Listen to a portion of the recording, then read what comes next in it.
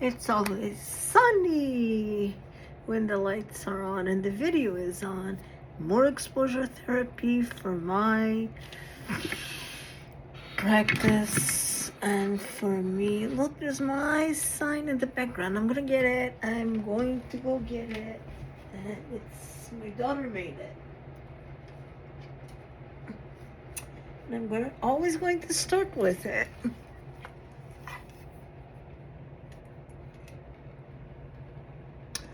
I think it's really cool. I think it's really cool. Mage therapy. I love it. I love it. I love it. Love it. Love it. Anyway, so I started earlier with what is therapy? And not where it started, because actually therapy has been with us in shamanism, in pastors, in priests, in rabbis, in imams. They've practiced therapy for thousands of years. Witches, midwives, wise women. This is my grandmother's. Isn't this beautiful? My mother's godmother and my grandmother's sister. It's really cool. It's really old.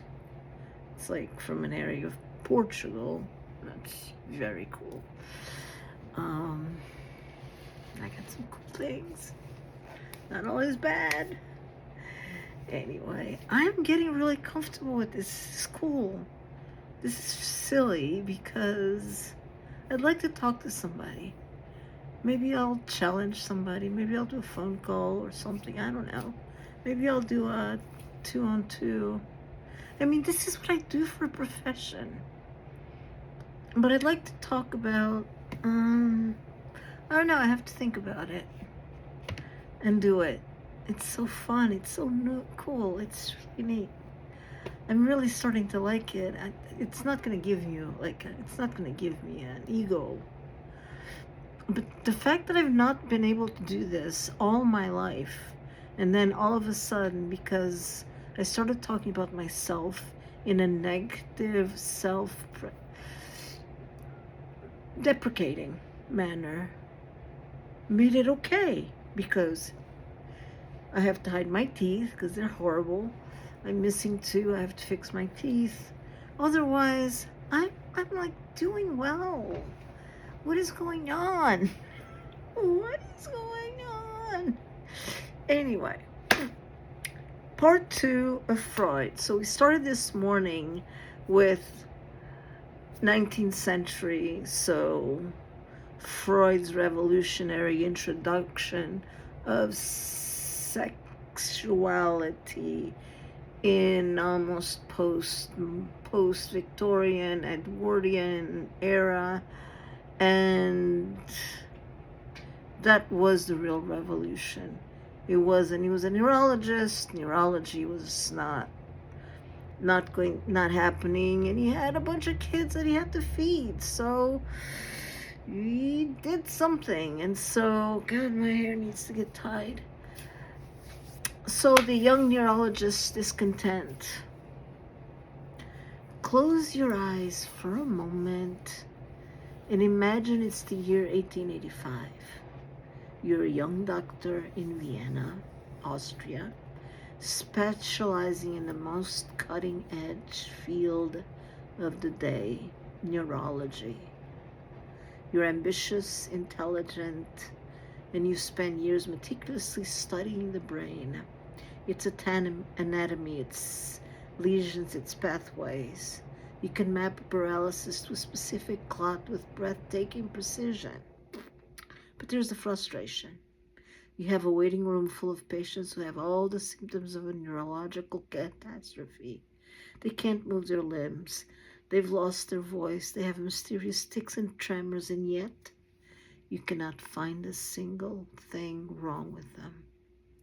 The scalpel, the microscope, the autopsy, They all reveal a perfectly healthy nervous system.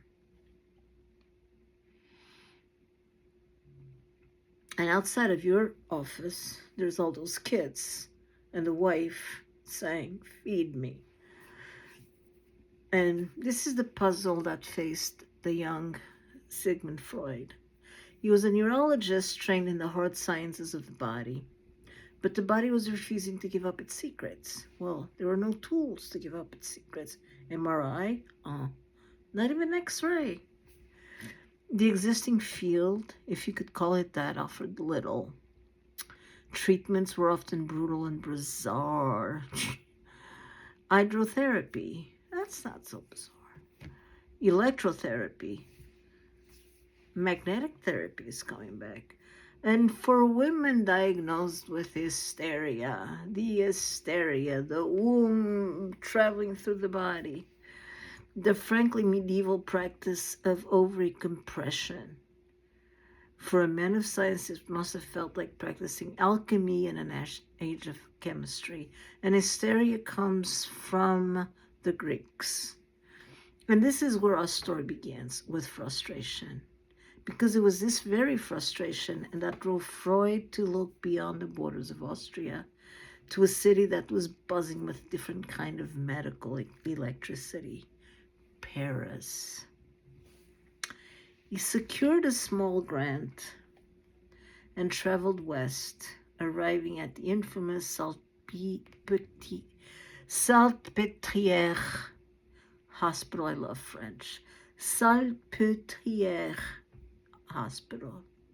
This was not a quiet, respectable hospital.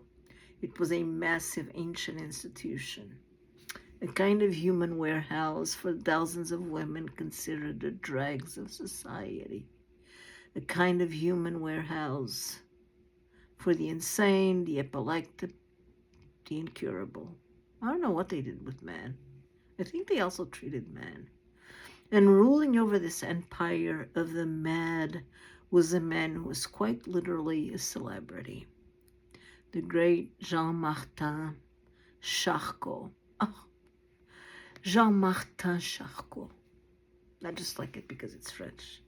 Charcot was the most famous neurologist in France, in Europe, in the world actually.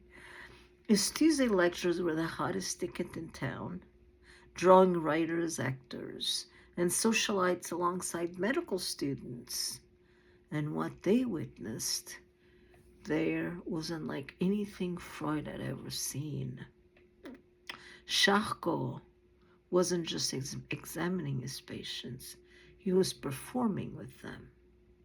He would take a woman diagnosed with hysteria, a condition that Charcot argued was a real dynamic neurological disorder, not a fake or a feminine fancy, and he would use a tool that was considered the stuff of carnival sideshows, hypnosis, that is very much in vogue nowadays. And I think Dr. Siegel from Stanford does. I'm not hypnotizable, by the way. It's very hard to hypnotize me.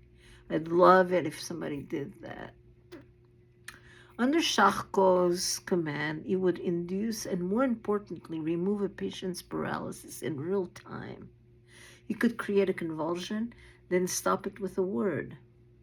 For the audience, it was theater. For Freud, watching from the stands, it was a revelation. It wasn't just the spectacle, it was the implication. Charcot was demonstrating with the authority of a world-famous neurologist that ideas, mere words and suggestions, could cause real physical symptoms.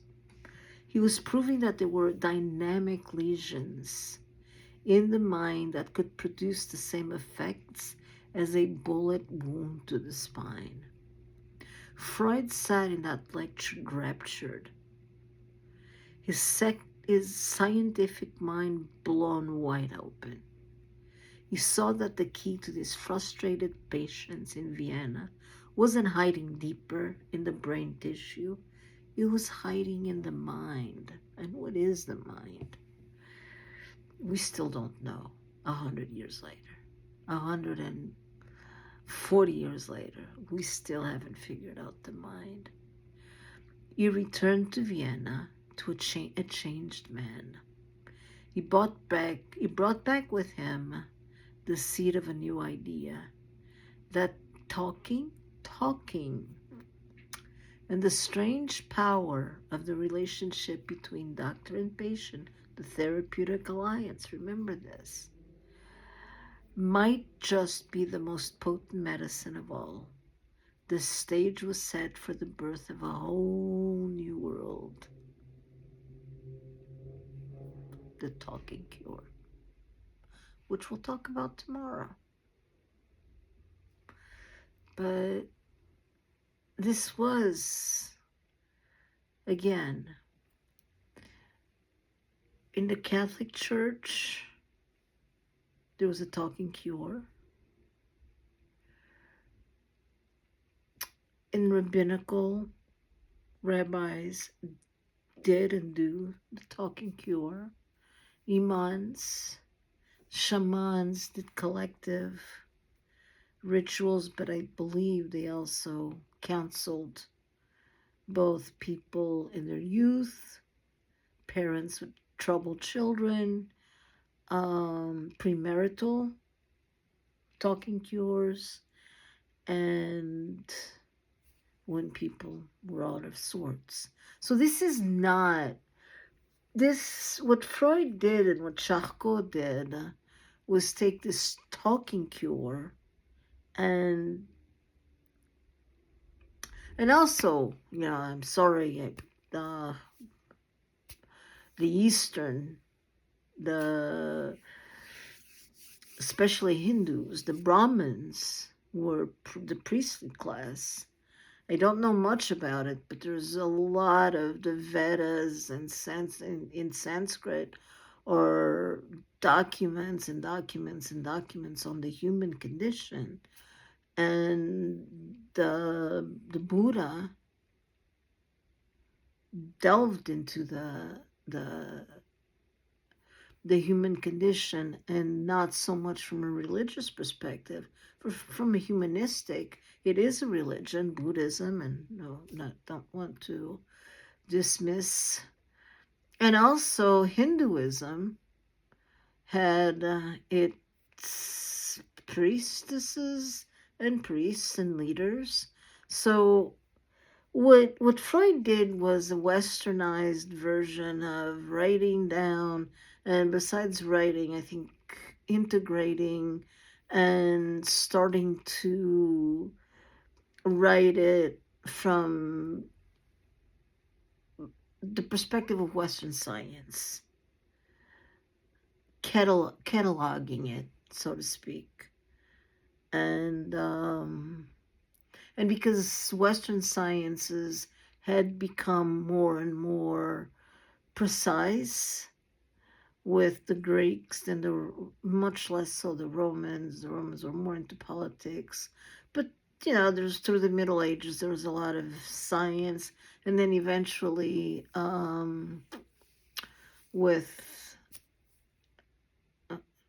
the name, whose name I always forget, but the man who came up with gravity, the apple, not Watson. Oh, God, my brain. We all know who we're talking about. He really changed the world. He changed how we perceived the world. And that's when the real field of science takes off. So for today, I'm going to sleep. I'm going to look up what the man's name is, so that I don't go crazy.